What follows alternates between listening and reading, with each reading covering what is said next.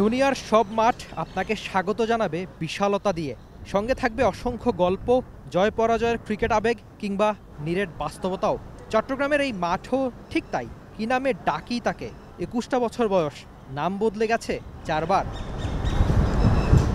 চিটাগং বিভাগীয় স্টেডিয়াম দিয়ে শুরু, এরপরে বীরশ্রেষ্ঠ শহীদ রুহুল আমিন স্টেডিয়াম, জহুর আহমেদ চৌধুরী স্টেডিয়াম নামেও পরিচিত ছিল।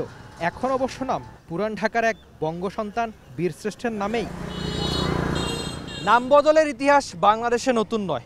সময়ের সঙ্গে বাংলাদেশে অনেক কিছুরই নাম বদল হয়। যে মাঠের নাম ছিল জহুর আহমেদ চৌধুরী স্টেডিয়াম, সেটা আপাতত বীরশ্রেষ্ঠ শহীদ flight lieutenant Motiur Rahman cricket stadium, Chattogram. নাম বদলের সঙ্গে এই মাঠে কি বাংলাদেশের টেস্ট ভাগ্যেরও বদল হবে? ২০০৪ সালের অনূর্ধ্ব-১৯ বিশ্বকাপ দিয়েই এই মাঠের যাত্রা শুরু। যে বিশ্বকাপ বিশ্ব ক্রিকেটকে চিনিয়েছিল শিখর ধাওয়ান, স্যার অ্যালিস্টার কুকদের মতো বড় তারকাদের, এই মাঠ তাদের কাছেও ঋণী, কিংবা তারা এই মাঠের কাছে। একই রকম এই মাঠ ঋণী এই মাঠকর্মীদের কাছেও। হাত নাড়িয়ে কি বলতে চাইলেন ঠিক? ২১ বছর বয়স এই মাঠের, আমরা আছি রোদ বৃষ্টি কিংবা ঝড়ে। একটা সময় গ্যালারির আসন সংখ্যা ছিল ২২,০০০, তা এখন কমেছে। তবে চট্টগ্রামের মানুষের ক্রিকেট প্রেম জানাতে তা যথেষ্টই ছিল আগে পরে। সময়ের সঙ্গে স্টেডিয়ামের নাম যেমন বদল হয়েছে, এই গ্যালারির আসন সংখ্যাও বদল হয়েছে। চেয়ারগুলোর রঙও বদলে গেছে অসংখ্যবার।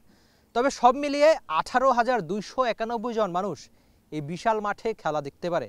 সংখ্যার বিচারে হয়তো আপনি যদি দুনিয়ার অন্যান্য মাঠের কথা চিন্তা করেন, খুব বেশি না, তবে বাংলাদেশের প্রেক্ষাপটে অনেক বেশি। একটা সময় বাংলাদেশের ক্রিকেটটা সবাই পছন্দ করত, এখন হয়তো সেই সংখ্যাটা কমে গেছে। তবে ১৮,০০০-এর বেশি মানুষ একসঙ্গে খেলা দেখতে পারাটাও অনেক বড় ব্যাপারই নাকি? এমনিতে কোটি ক্রিকেট প্রেমী, তবে ৮টা আন্তর্জাতিক মাঠের দেশ এই বাংলাদেশ। ম্যাচ সংখ্যার বিবেচনায় এই মাঠ আপাতত ২-এ। ৮৩ আন্তর্জাতিক ম্যাচ আর ২৫টা টেস্টের স্মৃতি নিয়ে ঠায় দাঁড়িয়ে এই মাঠ। ২০০৬ সালে আন্তর্জাতিক ভেন্যু হিসেবে যাত্রা শুরু করা। স্কোরবোর্ডটা আপাতত ফাঁকা, কোনো নাম নেই, কোনো অর্জনের গল্প নেই। তবে সময় যত এগোবে, ম্যাচ শুরু হলেই এই ফাঁকা স্কোরবোর্ডে উঠবে কত সংখ্যা, কত অর্জনের গল্প, কত নাম। যে কোনো ক্রিকেটার চায় মাঠে বড় অর্জন করতে, আর ওই স্কোরবোর্ডে নিজেদের নামের পাশে ১০০ বা ৫ উইকেট ওঠাতে। নতুন রং, নতুন নাম, প্রস্তুত হচ্ছে নতুন কোনো গল্পের। এই মাঠ সাক্ষী কুমার সাঙ্গাকারা ৩১৯ রানের, গ্রাইম স্মিথ আর নেইল ম্যাকেঞ্জির রেকর্ড ওপেনিং জোট ৪১৫ রানেরও, কাইল মায়ার্সের রেকর্ড ২১০ নট আউট, কিংবা নাইট ওয়াচ ম্যান হিসেবে জেসন গিলেস্পির বিখ্যাত সেই ডাবল সেঞ্চুরি, সাকিব আল হাসান আর তাইজুলের একটা ইনিংসে ৭ উইকেটের স্মৃতিও এখানে রয়েছে। সেসব দিনে তাদের নামেই আলো ছড়িয়েছে এই খালি স্কোরবোর্ড।